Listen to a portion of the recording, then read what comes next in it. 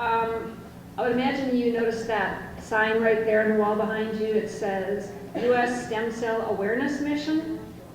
That is really what I'm all about. It's the U.S. Stem Cell Awareness Mission. And this is our mission statement.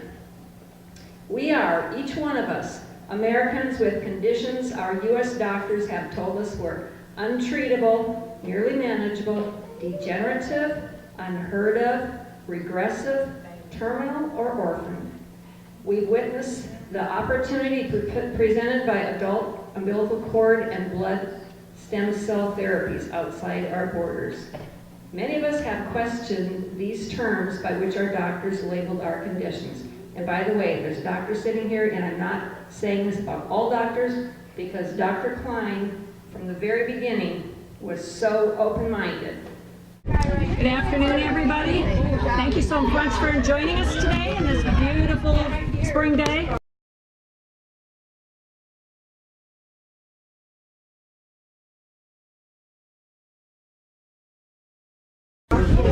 We're here for medical awareness in the park. My name's Carol Peterson, and hopefully you're all here to learn something, and we're going to have a lot of doctors joining us today as well. You know, they say science, politics, and faith do not mix. The Bible says, "He who asks and has faith that he will receive shall receive." God's given us the miracle of birth, and after the healthy birth, the miracle of umbilical cord stem cells. God also gave us a brain. Unfortunately, it's taken us all this time for scientists to discover the second miracle that has been there for us. When I've been talking with all these people with ONH, I've talked to people all over the country. I just talked to a mother in Colorado who is in tears. And she told me that she saw Cameron's story, and her in-laws told her. Her in-laws told her, God gave you a blind child. Just learn to live with that fact. Well, I say, that's not God's will. I believe God has given us everything we need, and it's our responsibility to our children and our grandchildren to utilize what He's given us. I also believe that our children are this country's greatest resource. We need to take care of them. Instead of spending billions on researching things over and over that can't or doesn't work, let's stop being so vain. Let's pool our knowledge and resources with other countries that have already accomplished what our researchers claim to be trying to do. Maybe then we can actually cure people instead of letting the pharmaceutical companies continue drugging everyone. I'd like to start out by introducing my daughter-in-law, Melissa, and my grandson, Cameron. Melissa's going to say a couple words to you.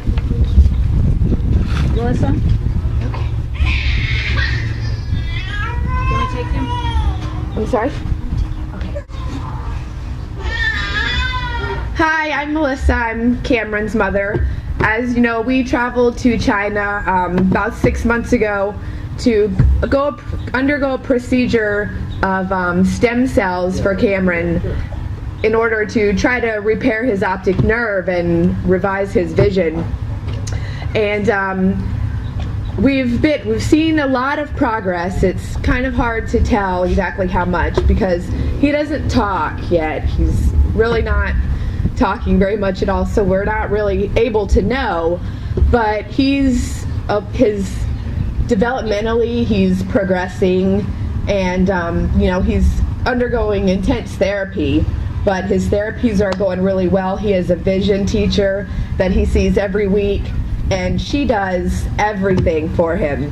She puts lights on the counter and turns the light off and puts it on the counter, and then turns the light on, and then she turns Cameron around and tells him to find the light. And he looks for a minute, he'll look around, he'll find the light, and he will go to that light. If he would have done that 6 months ago, he would have no idea where that light was. He would not have, I don't think that he could see, I think before the treatment, all he was seeing was probably like maybe outlines or gray visions or blurs or stuff like that. But his optic nerve has changed in color, which means it's growing a little bit. It's alive. It's not dead like it was before. And he watches TV. Not really sure if what he's watching or how much he's watching, but he will scoot up to the TV. Before he went, he always had his head down. He would always walk with his head down. Well, he doesn't walk, but he always has his head down all the time. And he never watched TV. He was never really interested in anything. He didn't play with toys. He just wanted me and Zach all the time.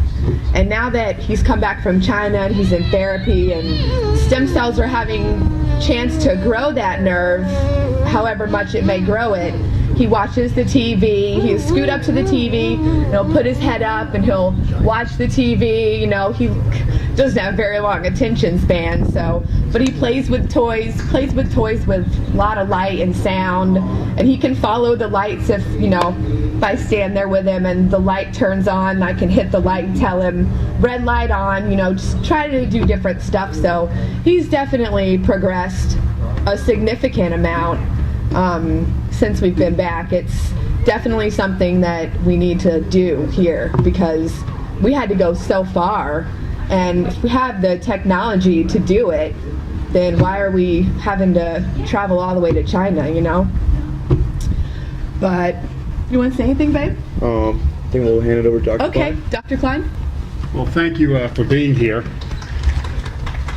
There's more people here today than the last time we did this in November. I am an ophthalmologist. I'm Cameron's ophthalmologist.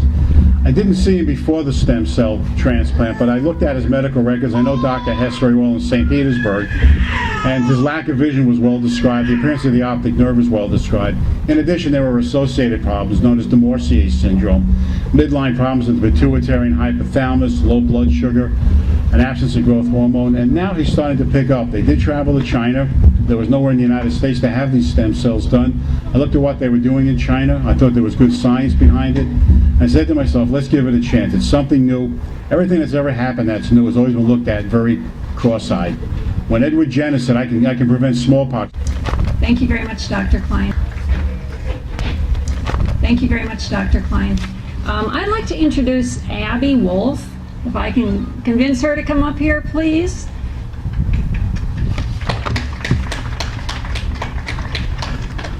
Abby and her family just came back from China with her son Trey, and he had the same stem cell treatments that Cameron had. And I'll let Abby tell you about it. Hi, Abby.